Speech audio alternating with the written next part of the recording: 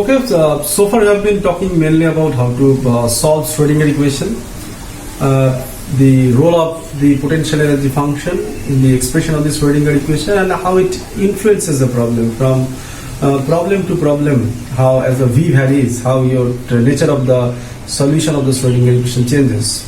We'll be solving few problems very soon. We'll be solving actually 3 problems according to your syllabus. Apart from that, you have got chronic penny model in the course of band theory courses. So that will be another application of Schrodinger equation. We'll do that, but let us for some time ask Mr.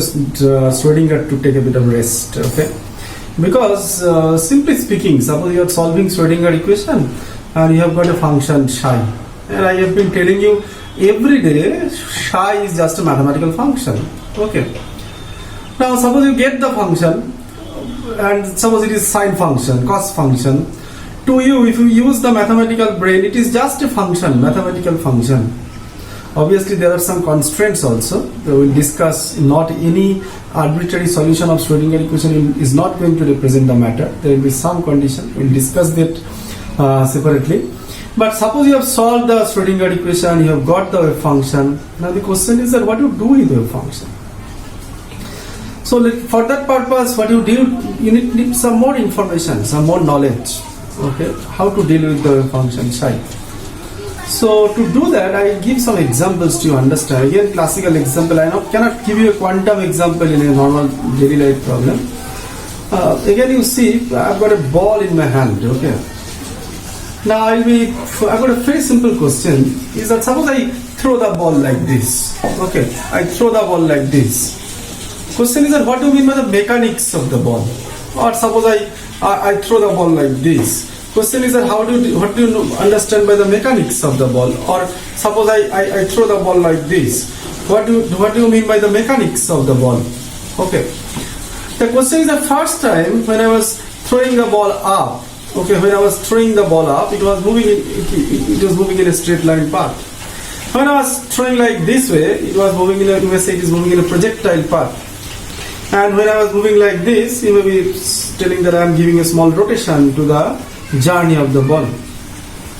So now you may say this is projectile motion, this will be linear motion, this will be a rotational motion, like that.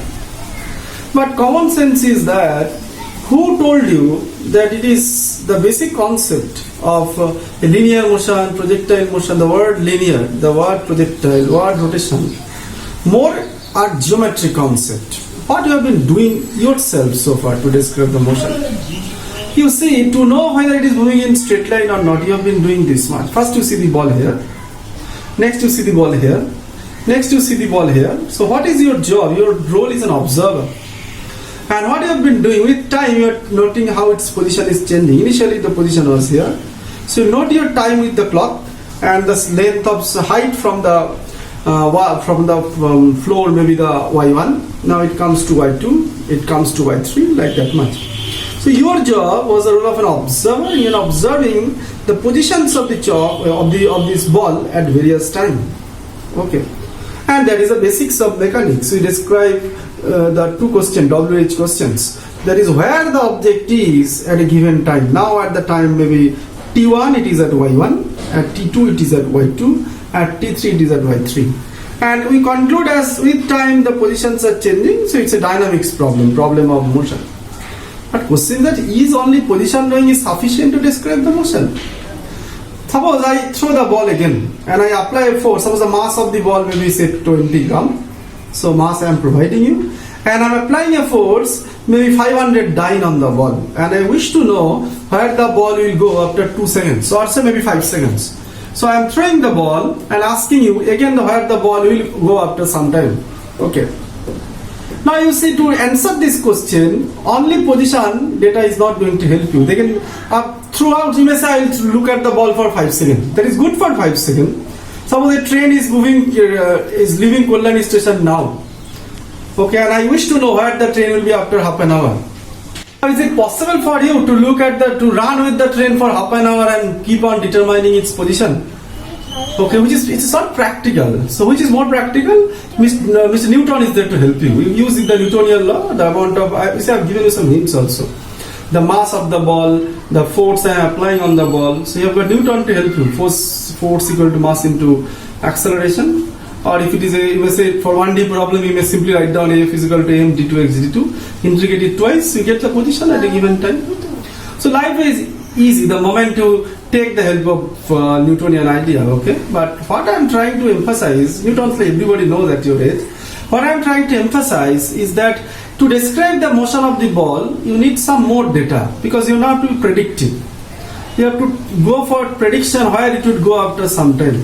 You need more data apart from position and time. What is the force applied? What is the velocity? What is the momentum? All these data you need to know. So if you know all of them, you can successfully describe the motion of the object. Okay, now another option can take place. So only position and at a given time will tell you whether it is moving or not. But to do prediction where it will go after some time or so, you need more data. Like, okay, so position and time are primary information. You need some secondary data like force, velocity, acceleration, momentum, etc. Now another thing that can happen, you see what this ball can do. You see I am throwing the ball, you see what the ball is doing. Now the ball is actually colliding with the wall. Okay, it is colliding with the wall. Now for collision it may be elastic or it may be inelastic. So when you see the single ball can move in a straight line path, in a projectile path, in a rotational path. Now to know the motion only, position and time are good enough. But to know where it would go after some time, that means you have to make some prediction, you need more data, like velocity, acceleration, momentum. And it means the same ball can collide also. To describe collision in more data, like kinetic energy, like potential energy, because for elastic collisions, the kinetic energy and potential energy, the total energy is conserved, and for every collision momentum is conserved. So therefore the single ball to describe, you need so many data. Okay, only position and time will tell you whether it is a problem of motion or not. But to get it done completely, it's how it is moving, where it will reach, whether it is colliding or not. So you need lot of data. Now all of them, what they are doing, their single job is to describe the motion of an object that is called a ball. Now all these variables are describing the dynamics of a ball, so that's why these are called dynamical variables. Now the point is that for a ball, it's a big object, you can measure it easily. Okay, because you can see the ball, so what its separation from the floor, you can measure it. Okay, where it is going after some, you can measure it because you can see the ball, it's a big object. Problem is that in my class I do not discuss about balls, I talk about electrons, a tiny microscopic object. And to us, electron is manifested by a function psi. So again you have to rely on our mathematics approach. How from psi you can get this information. Okay, so let us get it in the mathematical way. Hello students, very good morning to all of you. Welcome to class 5 of my series of lectures on quantum mechanics 2. And as I every day remind you, it is a part of your physics course, physics 2 course. And this course has been indigenously made for you the students of computer science and IT second year. We have kept topics which are aligned in your course requirement. We have kept topics like most modern computation called quantum computation. We have kept topics like the semiconductor physics of semiconductor devices, the storage material, the display devices, and the latest of electronic devices called nanoelectronic material or nanomaterials in general. So we have tried to make your things in unison with the requirement of a computer science and IT professional. And apart from that, there are topics like electromagnetic theory also, which is connected with the communication theory, which is also going to be a paper for you in the future semester.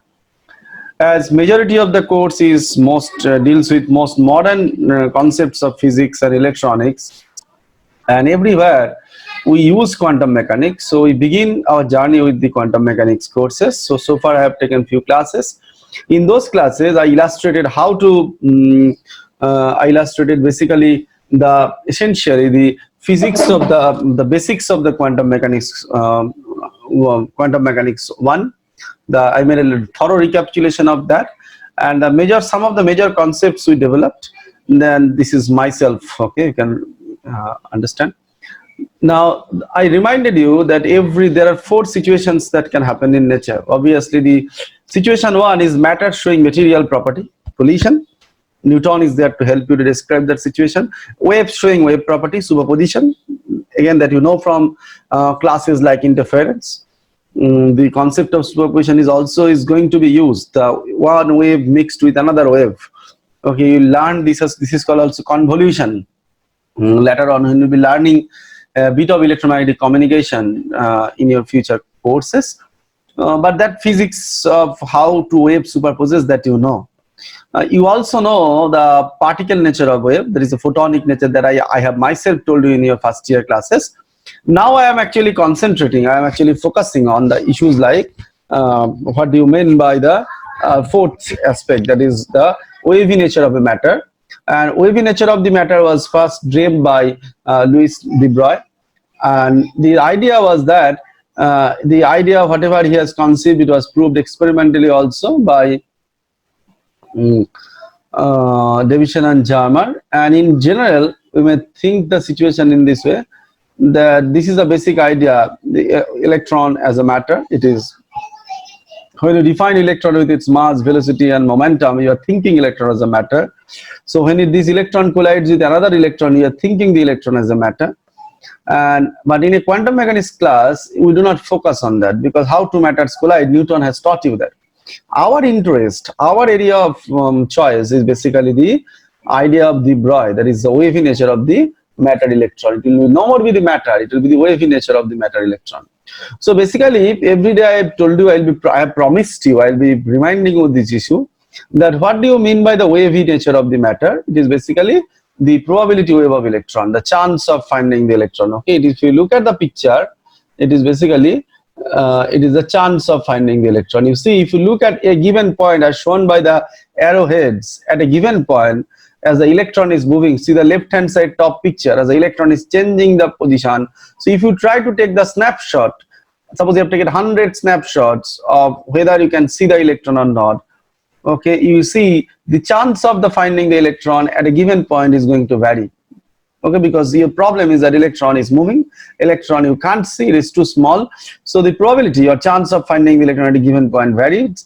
The variation makes a wave, that is a wave of probabilities, wave of chances. So the wave nature that you talk about in a quantum mechanics class, you know, is a probability wave of the electron. So these are the probability waves of the electron, S wave, P wave, D wave, but they are not electrons, they are the chance of finding the electron. And this wavy nature of the electron is represented in general by a mathematical function psi, because psi can be both plus minus. So to get the probability, you take its mod psi square. So therefore, I told you in a problem, getting psi is most important. And by this time, you know, we can get psi because it's a mathematical function. Suppose I've got an electron moving around the nucleus of an atom. So it's a problem of a single particle motion. But to me, I cannot see the electron. I take chance to find out the electron. Chances are described by some probability of some functions psi, mod psi square. So basically, I have to calculate psi first. So he is going to give me psi. Psi is a function of mathematics. So I need a mathematical equation that is going to give me the functional formula. Now this equation was proposed long back in 1926 by Erwin Schrödinger. As you know, it is popularly known as the Schrödinger equation, popularly known as the equation of Schrödinger or Schrödinger equation. Now Schrödinger equation, this is a general form of the Schrödinger equation. As you can see, the equation is a second order first degree partial differential equation. V stands for the potential energy, h cut means Planck constant by 2 pi, 2 is a number, m is the particle mass, I is root over -1, the imaginary, and h cut is Planck constant by 2 pi. Okay, so these are the various functional forms. So our job is, therefore you can realize that anything you do in quantum mechanics, you have to basically, your job is therefore to basically solve this equation of Schrödinger. Okay, just like in classical physics, to describe any problem of classical mechanics, we solve the equation of Newton, which is also a second order first degree differential equation. So I told you, by variety of this problem, I'm still presenting it in front of you, that if I'm living in classical physics, my equation, working equation is Newtonian equation, and if I'm living in quantum mechanics, my working equation is the Schrödinger equation. I have to solve the equation of Schrödinger. Now the problem is that this is not the equation of, and in this equation obviously potential energy term is V, and V will be 0 in a problem if no force is there, it will be non-zero in a problem if some force is there. Okay, So these things are known issues to you. So basically I told you, therefore if you have to stay in my class, you have to solve this equation. But solution of the equation is not the easiest job in the world. So what we tried to do, we tried to adapt some more techniques of mathematics. We tried to use a technique of mathematics called separation of variable, where psi was written as a function of a product of two functions. Okay, one is a, if you take a trial solution, it is like a to the power I kx minus omega t. I can write down this is like a1 e to the power I kx into at to the power minus I omega t, so that the first term becomes a function of x, second term becomes a function of t. So your job becomes to replace all those d to psi, del to psi, del x2, etc., all the psi's in terms of the right hand side parameter. Now if you do the replacement, your expression will become like this much. If you do the replacement, your expression will become like this much. You can see there, if I do the replacement as I told you earlier also, I will get an equation whose one side purely depends on x and the other side purely depends on t. So this equation is very similar to the original equation as I told you initially also. This equation is very similar to the original equation. So final equation does not keep any time, called time independent Schrodinger equation, and the initial equation is called time dependent Schrodinger equation. Now after that I told you, suppose you solve Schrodinger equation, you get psi, what do? You do with psi. That answer actually I tried to give you from the previous class, because I presented you in general the concept of variety of motions. These are all mechanics problem. I told you to describe any mechanics problem, the first thing you need to measure is position change, how position is changing with time. If position changes with time, then it's a problem of mechanics. It's a problem of dynamics, as a matter of fact. So knowing position of an object at various time is also the fundamental question of mechanics. So that question I try to answer in any arbitrary problem of quantum mechanics. Okay, and just like how the springs will move, that can only be answered if I have an idea how its x changes with time, how the displacement takes place with time. And so first thing you need to measure is position at a given time. But you see, apart from knowing position, there may be some other option also. Suppose the trains are moving. Where the train will reach after 1 hour, to answer this question I need more data, like its velocity, acceleration, force, etc. In general, if I suppose train may collide also, you need more data like kinetic energy, potential energy, etc. Now the answer is that if you know all of them, you can describe the motion of the object completely. Okay. So now, so therefore all these variables that is needed, just like now more problem, you see cars are colliding, bodies are sliding down. These are variety of problem of mechanics, and everywhere you use the Newtonian idea. That means you calculate force in classical physics, and if you know force and solve Newton's equation, you can get all those data. What is its position at a given time, velocity, momentum, kinetic energy, potential energy, sum of kinetic potential energy is total energy. All these things you can get, and all these variables, what they are doing, they together are describing dynamics of an object. Okay, you see, a car can move, a train can move. So if it moves, its variables are position and at a given time. If you do a prediction how it will go after some time, more variables are like there, like momentum. If it collides, more variables are like there, energy, kinetic energy, potential energy. The idea is that if you know all of them, you can then and only then you can describe the motion of the object successfully. So all of them together are called dynamical variables. Now the point is that getting these variables are very easy for a big object. Suppose pendulum is oscillating, I can see the motion, I can measure its displacement directly because it's a big object. But in my class, the idea is that I do not talk about car, bus, tram, train, I talk about electron. Well, if electron moves also, it's a mechanics problem. If car moves also, it's a mechanics problem. If a train moves also, it's a mechanics problem. If a boy moves also, it's a mechanics problem. All these are mechanics problem. But when you talk about train, bus, etc., you talk about large object, classical physics. And when you talk about electron, you talk about quantum mechanics, quantum mechanics. Okay, that's my microscopic word. Okay, so if the matter moves also, it should have a variable position. If the matter moves, it should have a momentum, kinetic energy. So if the electron moves also, this variable should be there. So what I tried to intend last day, I wanted to tell you, how do you get this variable in a quantum mechanics problem? How do you generate those data of dynamical variable in a quantum mechanics problem? Just like electrons are moving, 3 electrons are moving in 3 different ways. How do you know they are moving differently? You cannot see the matter. You cannot see the matter. How do you know them? How do you extract those data? Okay, you need to know these variables to be measured. These dynamical variables need to be calculated to describe the mechanics of the problem of the system. Okay, you need to know all these variables to describe the mechanics of the problem. Okay, if you know all this data, then and only then you can successfully describe the problem. Okay. Now the question is that electron is too tiny to see. So what shall I do? In quantum mechanics, to me, I am representing the electron. I cannot see the electron. I represent the electron as a mathematical function psi. So my technique that I predicted last day is that as if psi knows everything. The wave function psi knows everything. It is like God, omnipotent. I'll talk with psi. Psi, give me momentum. Psi will respond me. Psi, give me kinetic energy. Psi will give me the data. Psi, give me potential energy. Psi will give me the data. So the answer is that this is called indirect method. I told you yesterday that I can make a direct measurement. So suppose I have car moving, I can directly measure its displacement, or I can ask somebody in the car where you are. That is called indirect measurement. So here also indirect measurement. I have to knock psi for information. I'll be talking with psi, but problem is that psi is a mathematical function. So if you have to talk with psi, you have to talk with psi in the language of mathematics. Okay, mathematics language means language of operators. So what we did last day, we defined for every variable I used to measure, there exists a mathematical operator. Okay, I told you. Okay, for position, these are classical ideas are written there. You understand it, and quantum mechanically, all of them are called operators. Now x becomes x cap, t becomes t cap, p becomes p cap, and these are their operator form. Okay, x is x, t is t, p is minus h cut del x. So when you measure momentum, you have to do a first derivative of psi.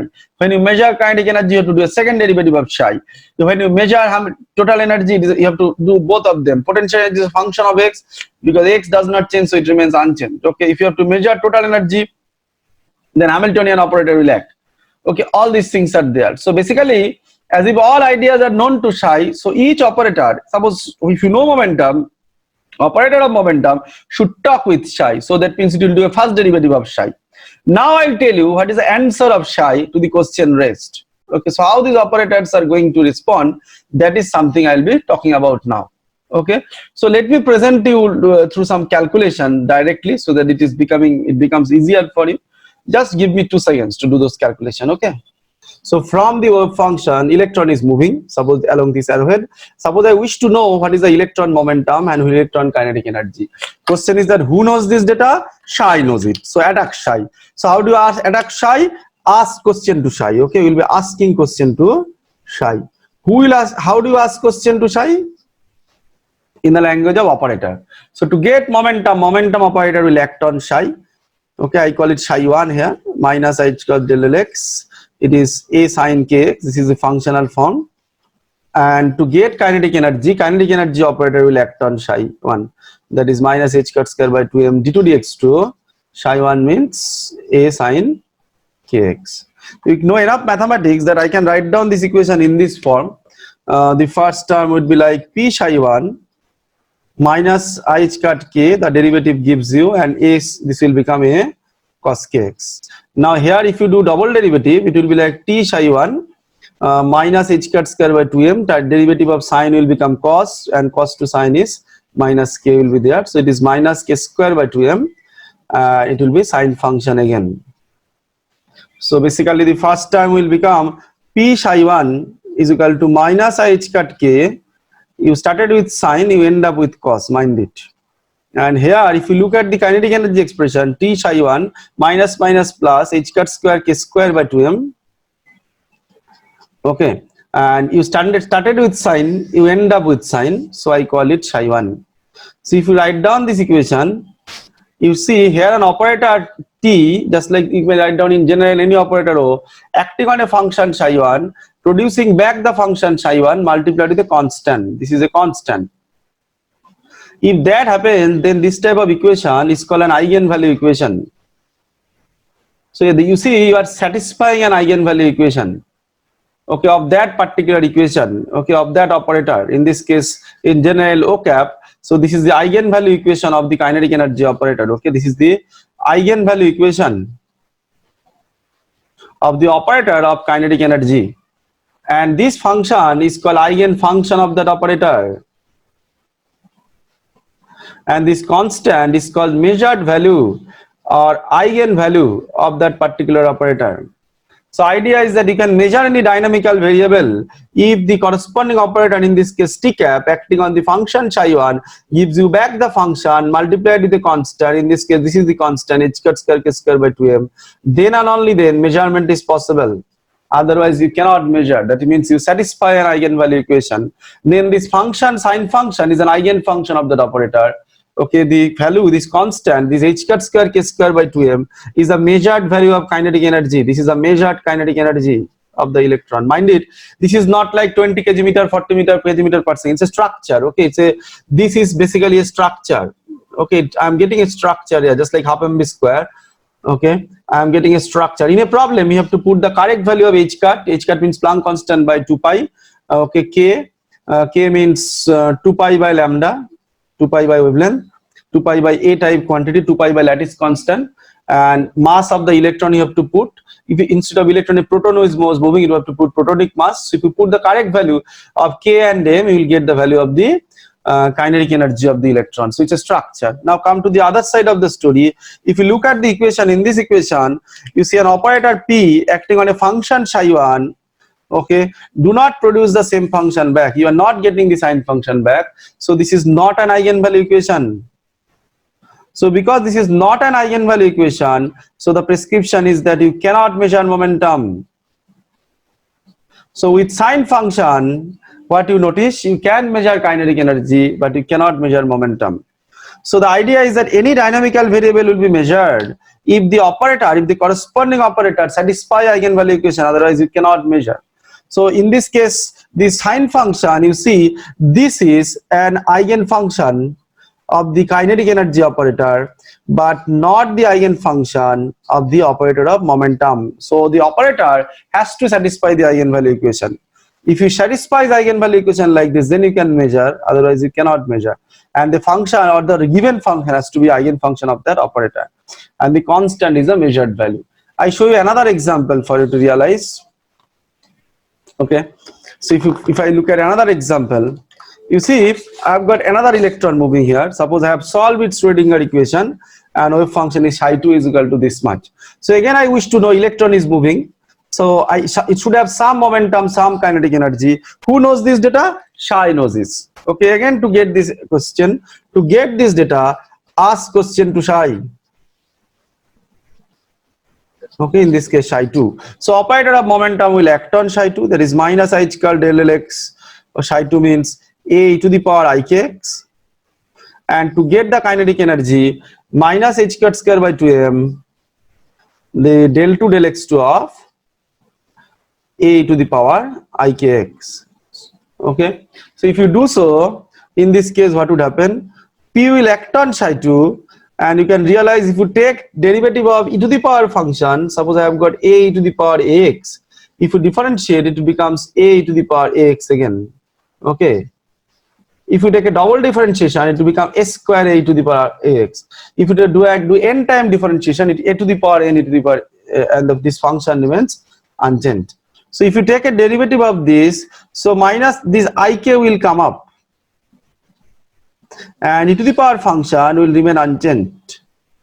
Here also, if you take a derivative of this, minus h cut square by 2m remain unchanged, and this ik will come twice. It is equivalent to this much. This is like a, so it will be like s ik square, and and double differentiation will remain e to the power unchanged as unchanged. So this is p psi2 is equal to ii minus 1 minus minus plus h cut k, and you started with a to the power ikx, you end up with a to the power ikx, so you are getting psi2 back. In this case, you are acting t on psi2, you see minus minus, it will be minus minus I square minus 1, so basically minus minus plus h cut square k square by 2m. You started with this, okay, you end up with this, so this is also a satisfying an equation like this. So you see, if you look at the equation in kinetic energy, operator O acting on psi2 gives you back the function multiplied with the constant. You satisfy again an eigenvalue equation. Here also, you see, if you here also operator O acting on the function psi2 gives you back the function multiplied with the constant. So here also, to the left hand side also, with momentum also, you are satisfying an eigenvalue equation. So this is an eigenvalue equation. of the operator of kinetic energy, and this psi2 is the eigenfunction of the operator of kinetic energy, and this is the measured kinetic energy value. And I told you it's a structure. Now this is also the eigenfunction of the operator of momentum, and this is h cut k is the eigenvalue of the momentum operator, eigenvalue or measured momentum.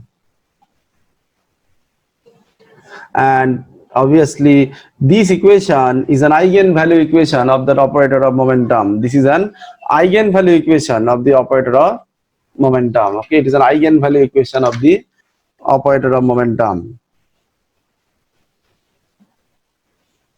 So you see, I have shown you 4 cases of measurement. These are the case 2 with the e to the power function. With e to the power function, you can measure both momentum, okay, and kinetic energy. So this is eigenfunction of both the operator. Okay, and lastly, I shown you with sine function. If you have a look at that, sine function is an eigenfunction of t cap. Sine function is an eigenfunction of t cap. If you look at the last layer that I have shown you, sine function is an eigenfunction of t cap, but not the eigenfunction of p cap. So I have shown you 4 cases. You can see in the first case you can measure kinetic energy, and if you look at the second case, you can measure both kinetic energy and momentum. Now you see when you measure, the measured value is a constant and positive quantity. H cat square k square by 2m is a positive quantity. Here also it's a positive quantity and constant quantity and real quantity. So mind it, if I keep all these things together, this is going to give you a new lesson. So get that lesson. So I have shown you 4 cases. The case 1 was that I have got an electron moving with its wave function described by a function psi1 is equal to a sine function. I wish to know what is its momentum and what is its kinetic energy. I know these information are stored inside psi, so I interacted with psi. So in this case, I could not satisfy eigenvalue equation, but with kinetic energy operator, I satisfied, and the eigenvalue was like h cat square k square by 2m and sine function back. And in this case, when you could not satisfy, it was like minus h cat k. You get a cos function. This was the result. Now in the second case, when you have been looking at the e to the power function, what you have been doing, again also the psi2 was taken as psi2 is equal to a to the power ikx. So your value, if you have to know momentum and kinetic energy, what you have to do, operator of momentum was acting on psi2. So after operation you get h cut k and psi2 back, and in this case you get t psi2 is equal to h cat square k square by 2m and psi2 back. So you see I have shown you 4 cases of measurement. In 3 cases you measure, you satisfy eigenvalue equation. In 1 case you cannot satisfy, and you see when you measure, these quantities are real quantities. These are real because h cat is Planck constant by 2 pi, which is a real quantity. K is wave number, 2 pi by length, real quantity. Mass cannot be imaginary, real quantity. 2 is a real constant. So these things are real. But so this is also real. So when you measure, these eigenvalues are real. All these eigenvalues are real. Eigenvalues are all real. These eigenvalues are all real. And when you can't measure it, there may be imaginary term. So an operator with real eigenvalue is called an Hermitian operator. So in quantum mechanics, the operator has to be Hermitian. Okay, this is called an Hermitian operator. So all these operators in quantum mechanics are Hermitian operator. Okay, so Hermitian operator means operator with real value, eigenvalue, operator with real eigenvalue. Operator with real eigenvalue is called Hermitian operator. Now quantum mechanical operator has to be Hermitian because this is giving me kinetic energy of an object, momentum of an object, potential velocity position of an object. They cannot be momentum of an object, potential energy of an object. That cannot be imaginary. But operator concept is a general mathematics idea. So that's why if you have to use in quantum mechanics code, that has to be real. Okay, another very important idea is that if you look at the last case, the value of the momentum is h cut k and value of the kinetic energy is h cut square k square by 2m. So this is your quantum mechanical momentum and this is your quantum mechanical kinetic energy. If I show it now again, you see you get another beautiful relationship. Momentum is h cut k. This is your quantum mechanical momentum. This is not mass into velocity like quantity. Quantum mechanical formula of momentum, and I told you it's a structure. In a problem, you have to put the correct value of h cut and k and solve it. And this is your quantum mechanical formula of kinetic energy, h cut square k square by 2m. So this is the quantum mechanical formula. Okay. And I also told you it's a structure. In a problem, you have to put the right value of h cut. H cut is a constant k, which is 2 pi by length, mass. Then you will get the actual numeric value.